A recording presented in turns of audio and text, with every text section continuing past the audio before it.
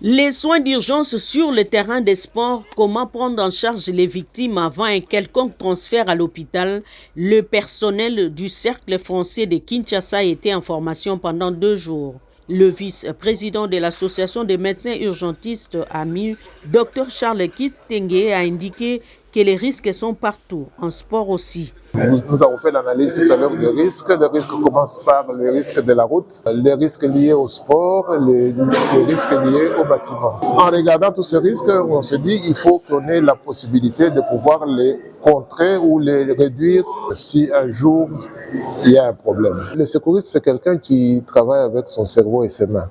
C'est-à-dire qu'il doit savoir réfléchir en disant comment il doit agir en fonction des problèmes qui se présentent. Les secouristes ne devraient pas se passer de leur trousse de secours. Comme nous faisons maintenant le secourisme en milieu sportif, il y a quelques produits qu'il va avoir avec lui. Nous avons un désinfectant, les gants, nous avons le matériel de contention. Le seul médicament qu'on pourrait autoriser dans cette trousse de secours, c'est peut-être le paracétamol pour les cas de douleurs aiguës, en attendant d'envoyer les malades à l'hôpital. Les risques liés aux événements sportifs uniquement sur le terrain de golf et de tennis ont été traités à la grande satisfaction des participants. Nous avons eu beaucoup de cas qu'on devait secourir et on ne savait pas. Et même, on a fait beaucoup d'erreurs, peut-être en soignant. En tout cas, on a appris beaucoup de choses. Quelqu'un qui se blesse, quelqu'un qui a fait un AVC, il faut l'évacuer pas plus de